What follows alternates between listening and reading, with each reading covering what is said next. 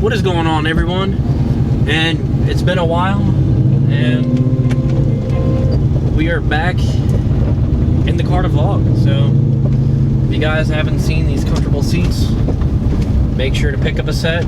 I've had a few people ask me where I've got them. They are Cypher Auto Racing seats.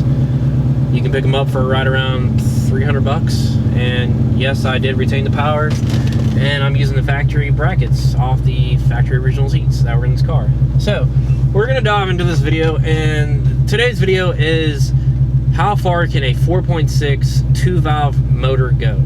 So for these generations Mustangs, on 96 to 04 you have the 2 valves, and then the 99 to the 04 you have the 2 valves again, where they just upgraded them with kind of the PI setup, which some 96 to 98 guys do with their 2 valves. I actually met someone that last car meet that actually did it. So yeah, it's a little bit of horsepower, and he told me his numbers, and I was actually pretty impressed, you know, with the tune and stuff, the numbers he got on the dyno. So let's definitely get into this. So the tripometer on my car it's digital, so they kind of they fade in and out, and mine will barely ever come on. So how do I keep track of oil changes? Well, I just kind of bear with it, and you know, just write down my mileage and stuff like that, so of how far I travel and stuff like that. But maybe I'll get a different trip, you know, cluster gauge. They'll fix that later on, but you know, it does work sometimes, so I'm able to, you know, check sometimes. So when I did my swap, my car was right around near 300,000 miles. Literally, the only reason that I even started the swap was because the transmission was in it. That was a T45 manual transmission that was bolted up to the motor. It had I don't know how many miles it had on it, or the last time it was serviced. The synchronizer started to go to it, and it just kind of locked up one day, and it was really cold out, so I don't know if maybe that had something to do with it, but the transmission was just going. So you know, I contemplated the idea whether to, of course, buy a new car and sell this one, you know, as it was, or, you know, not have a car payment, which the smarter idea is, in my mind, not to have a car payment, because then you can't mod the car, depending on, you know, how much money you have, your job and income. So what I did was, you know, why waste time and putting a transmission in, and your motor has, you know, a ton of miles on it? Why not just replace both? So that's what I did. I just, you know, went with the Coyote. But when I pulled my motor had, the only issue my motor had when I had first bought the car, when I first got the car, it had 170-something thousand miles on it. So the car, I'm actually the 8th owner of this car. I didn't know that. When I bought it, I was told I was, I believe, the 3rd or 4th owner. And I had a friend do the Carfax on it, which I didn't have at the time, but the car checked out everything, you know, everything checked out with the car, so it was good. It was good at running when I bought it, which I wasn't worried about, you know, how many people had owned it or whatever. But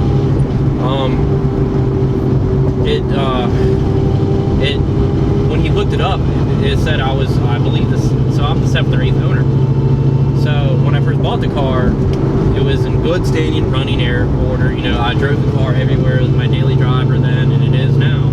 The only issue I had was where the 2 valves in the F-150s and I think the Ford Exploders, had the same issue where they blow spark plugs. I'm not sure about the Cobras or the Mach 1s if they have that same issue, but mine had that issue where it blew out a spark plug. But then again, there was a lot of miles on it, and I did do a tune-up on it at that time, but it still blew it out about maybe 30,000 miles later. So you had to do the helicoil thing where you just, you know, kind of tap it and stuff like that. You can buy it at, you know, Vans or whatever. That's what I went to Pep Boys. I think they got the kit for like $15. And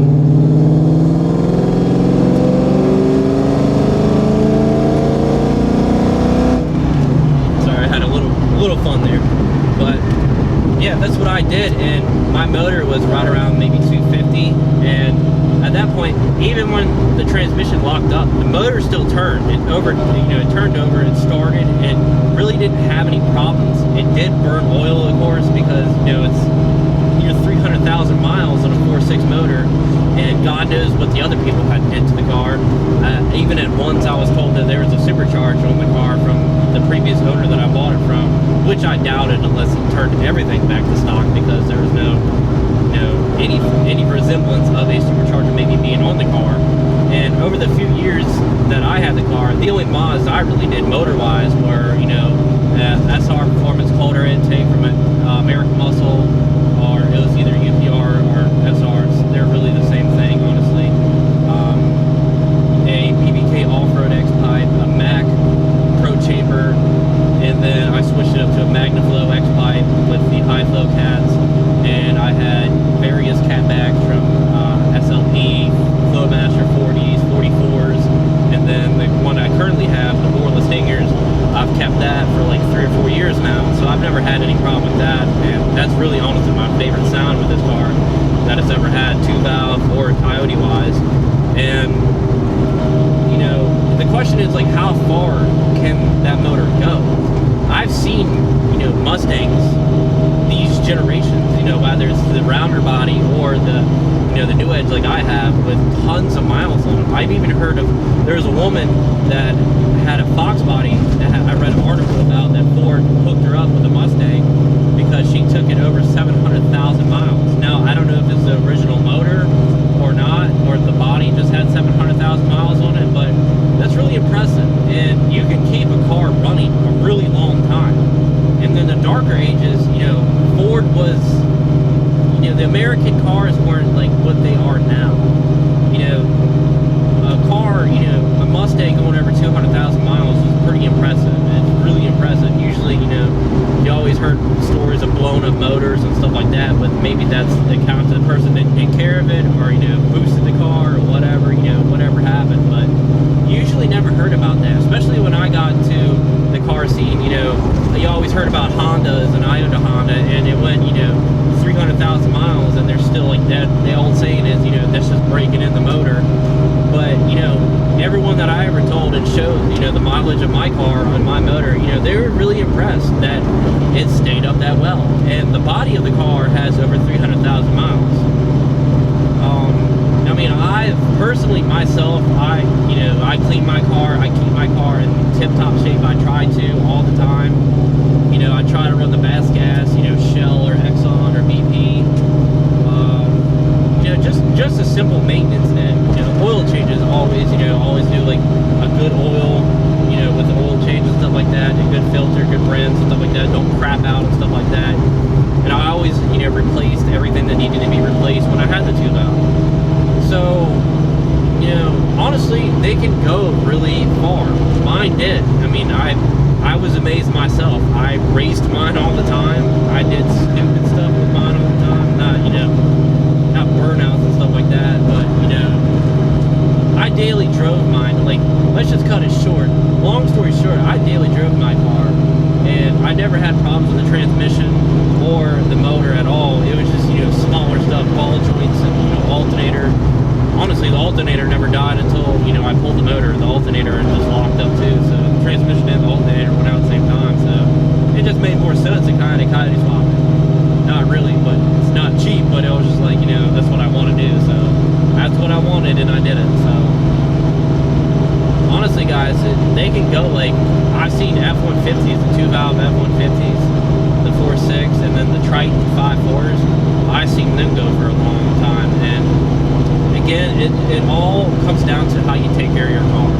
But at the same time, you know, in the darker ages, like I said earlier, it's Ford kind of had that, like, you know, the Mustang wasn't really impressive to anyone else, but to the people, and maybe in America, that were, you know, die-hard Mustang fans, or that just love that body style. And then, of course, the 4-valve, you know, the Mach or the Cobra and stuff like that, that's a whole different platform. Not being, like, suspension-wise or anything, but, you know, just the way you can boost those motors. And, you know, a 4-valve is just, it's just, in my opinion, it's a lot different than the 2-valve. So, not to give anyone shit that owns a 2-valve or anything. So, trust me, I understand where you're coming from. You know, you're like, wow, I do all this, you know, motor work, and I can barely get any numbers. I mean, you do get decent numbers, but it's like, it's a 2-valve, you know. Everyone looks down on 2-valve, guys.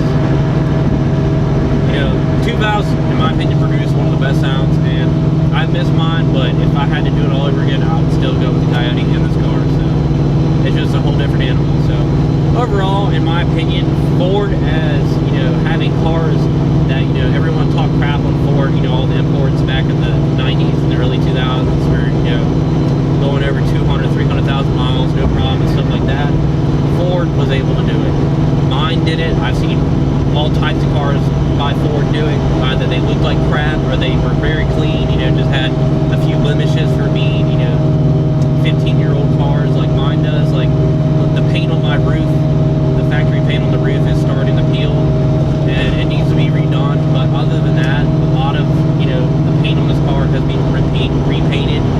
guess except for the quarter panel on the driver's side, and that's factory paint, and it's literally held up really well. So overall, Ford did a good job. It's just the interior. The interior, I like the setup. It was just really cheap, and now American cars are, you look at American cars now, and the interior is a lot better. They're built better, and technology has definitely advanced, and you can definitely see it in the American industry market for American cars. So how far can a 2.5 go? Well, they can go for a long time. And from what I heard, when I got rid of mine, it went into another Mustang, and it's still running from what I've heard, and that was maybe 6 months ago. So I sold the motor as best case scenario rebuild. It's got a lot of miles, but somebody just chucked it in their Mustang and went on their way and still driving. So I hope it's still out there being driven, and if worst case scenario on that, I hope it's rebuilt and boosted at this point. So